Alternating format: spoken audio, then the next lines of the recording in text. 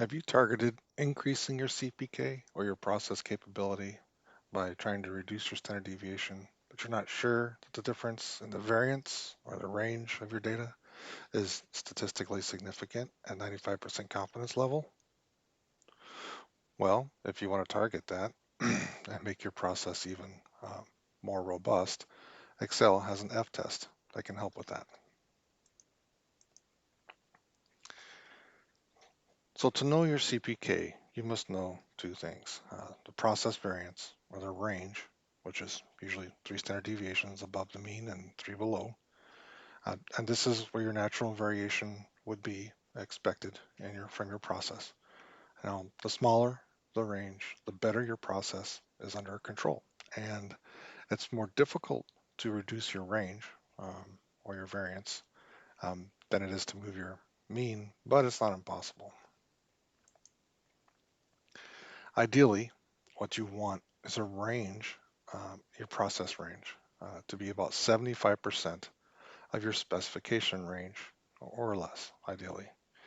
So if your specification is 100 to 200 units, your specification range is 100 units, as in the photo here. So you want your process range to be 75 units or less. You want it to fit inside there, and you want it also to be centered. And you can learn more about moving the mean and centering this in the previous video.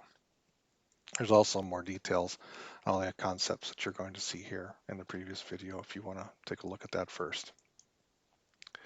What this means when your process range is 75 and your specification range is 100, and when the average of your process range is the same as your average of your specification range, that means your CPK is going to be 1.33. As long, and again, your mean for your data and your specification range must be pretty much close, same or pretty much close to each other. If they're not centered, then this would impact your CPK because CPK not only tells you the ratio between your process range and your specification range, but it tells you how well centered it is. PPK is only a ratio between your process range of 75 and your specification range of 100. So we get 1.33. It's derived by taking your specification range of 100 and dividing it by 75, or whatever your process range would be. And then you'll get 1.33. Yeah. And of course, assuming that it's centered as well. PPK, no matter if it's centered or not, would be 1.33 because PPK just tells you what the ratio is. CPK also takes into account whether or not you're centered in your specification range. Later videos are going to go in more detail on how to account for CPK when the means are not the same and how to calculate CPK and PPK. So what we want to do is identify the KPIVs or the key process input variables which impact the range of our KPOV variable, our key process output variables, basically our process range compared to our specification. So by controlling our KPIVs, we can avoid inspections, improve capability, and maintaining the KPOVs. This means instead of 100% inspection, we can begin sampling, or if we show that we're very capable, we might even be able to convince our customers that we can stop inspecting. As you know from previous videos, all inspections are non-value-added activities, so if we can reduce them or eliminate them by improving our capability, that would save us a lot of money and time. So next you must know there are 4 attributes to a data set. There's the mean, which we talked about in the last video. We use a t-test in Excel. There's a link in the description below. And then there's the range, which is what we're going to be talking about today.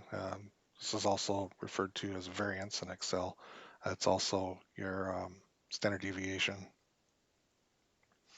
So the range, which is basically the variation your process has, and we're going to look at that in this video.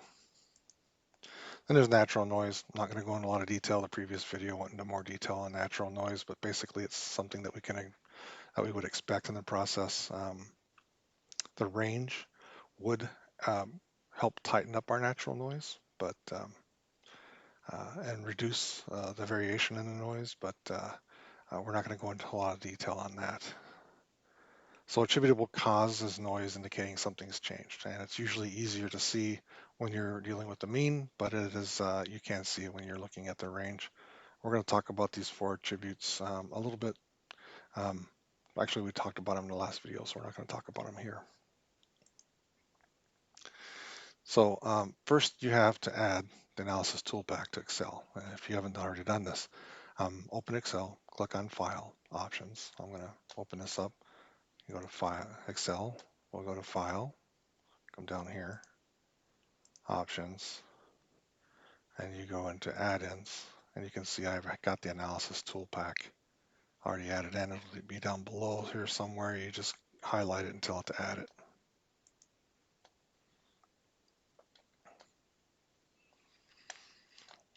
So once you've added that,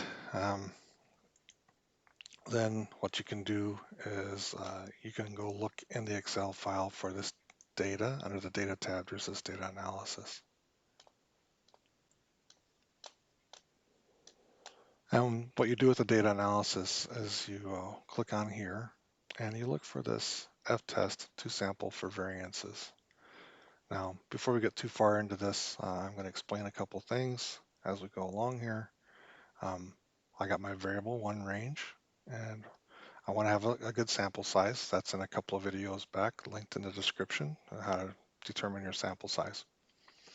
Basically, what we're looking at here is our standard deviation is 8.5 and 8.7. We want to know if that range or the variance 73 and 76 is basically if that difference is statistically significant at 95% confidence level with these two sets of numbers. There's 31. Oh, I'm sorry. There's more than that. There's about 1,000 samples here. I'm going to take the one with the highest standard deviation first. I'm going to include my description at the top.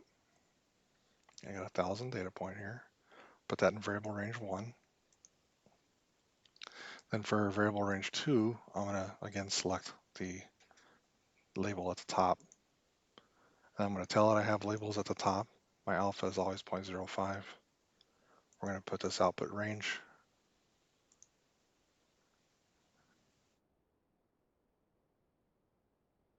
Right here, I've already got some information in here, so it's going to error out, tell me that I'm going to overwrite data, but that's okay. Now you can also put it into a new worksheet or you can put it into a new workbook. So play with this if you'd like. So I'm going to go ahead and hit OK here. That's going to tell us. First, it's going to tell us that we're overwriting data. That's fine. I want to do that.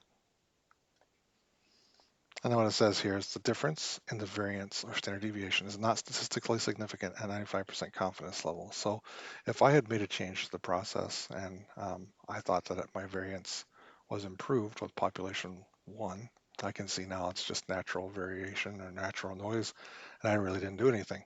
So I want to look for something else. Now, what happens is when F is greater than F1 critical, that's when there's something different. So now let's try something here. Let's try another rand between 4 and 50.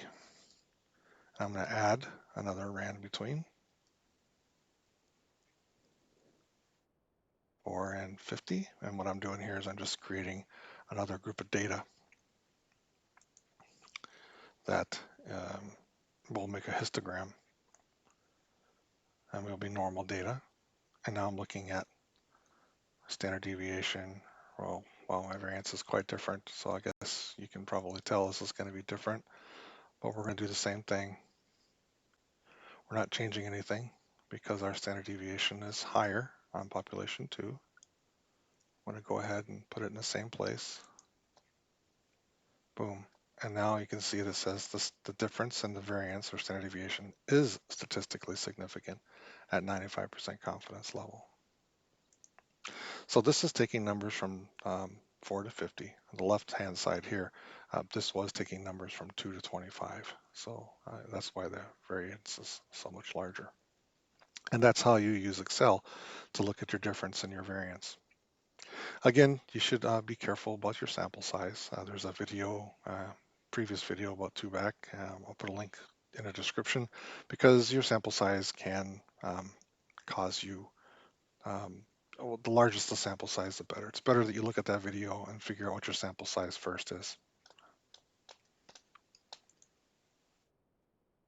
So if you found this video useful, like it, subscribe to the channel, and share it with anyone else who may find it useful. If you didn't find this video useful, then subscribe in the hope that an upcoming video will be. Eventually, we're going to go through projects using Lean Sigma and Six Sigma, as well as the tools needed to support them. Remember, a wise person learns from their mistakes, while a genius learns from the mistakes of others. So until the next video, take care and keep your data clean.